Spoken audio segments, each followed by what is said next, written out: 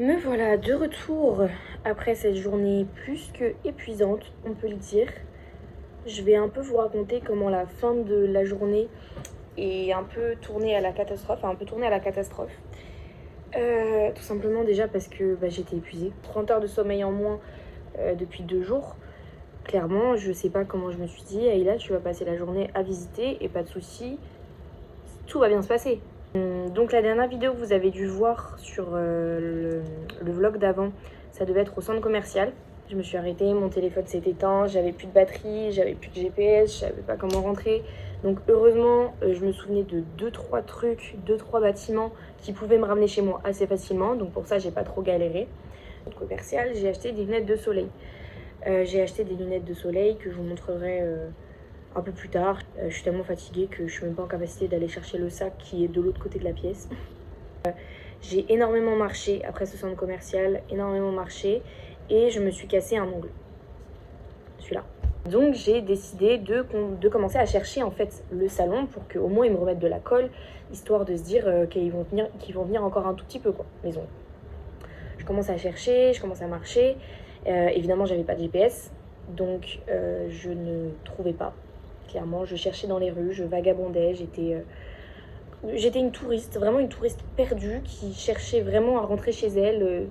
C'est tout. Le soleil il tapait de dingue, mais vraiment un soleil, enfin un cagnard, vraiment t'as peur. Quand je vous dis que j'ai retourné tout le district 1 pour chercher ce salon, je comprends pas en fait comment je l'ai pas trouvé.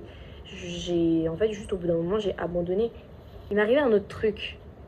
Pour ça d'ailleurs que j'ai passé une vraie journée, une vraie fin de journée de merde. Oui, vous vous souvenez, à la poste, j'ai acheté des cartes. Voilà, j'ai acheté des cartes souvenirs qui sont en soi des cartes postales, mais que moi je pensais pas les utiliser comme des cartes postales. Honnêtement, c'était vraiment pour la décoration et surtout pour vous montrer quelque chose. Les cartes postales que j'avais ramenées de la poste, je les ai bien évidemment oubliées dans le bar où j'ai bu un cocktail. Voilà, je m'en suis rendu compte quand j'ai commencé à marcher et chercher partout dans la ville. Je me suis dit, mais c'est bizarre, et là, t'avais un sac et un truc dans la main. Qu'est-ce que c'était? Ah, les cartes postales.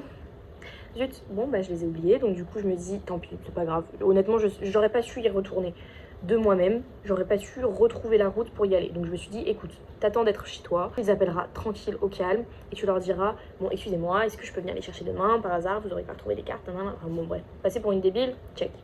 Donc clairement je suis à la recherche de ce salon, un salon où j'en peux plus, clairement. Je marche dans la rue et je demande à toutes les personnes que je croise en fait si elles peuvent me passer leur téléphone, si elles ont Google Maps pour que je puisse utiliser et chercher ce salon. Je savais juste le nom du salon. Dites-vous que j'ai commencé à chercher ce salon, il faisait jour. Et en fait quand j'ai arrêté de le chercher, quand je suis rentrée, il faisait nuit, mais nuit complète. Bon certes à Ho Chi Minh la nuit se couche très rapidement, mais je suis restée au moins 2-3 heures dehors à marcher et à chercher. Le pire, c'est que je peux même pas regarder sur mon téléphone combien de kilomètres j'ai marché. Honnêtement, je pense que j'en ai marché au moins 6 ou 7. C'était interminable, juste interminable. Je retombe sur le chemin que j'ai emprunté pour aller visiter la cathédrale.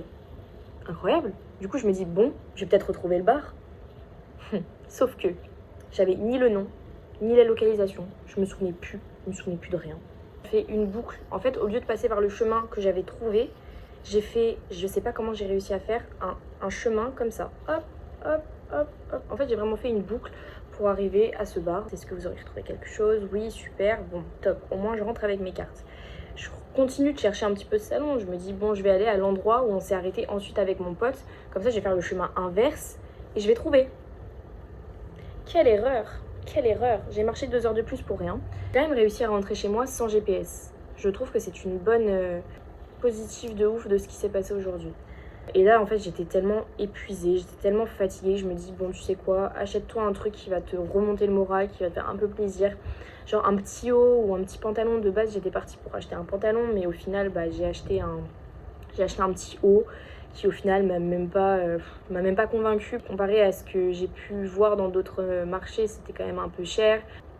J'étais saoulée, clairement la journée m'a fatiguée en fait. La journée m'a épuisée, j'étais crevée. Je suis rentrée chez moi, j'ai pris une douche parce que j'en avais bien besoin. J'étais juste collante comme pas possible. Après, être arrivée chez moi depuis 3 heures, Mais en fait, je suis toujours aussi claquée, je suis toujours explosée et je sais que je vais me mettre dans mon lit, je vais me poser et je vais pas être aussi fatiguée en fait. Tout à l'heure, je suis arrivée, je me suis posée sur mon lit, j'ai cru que j'allais tomber dans les pommes. J'étais dans un état.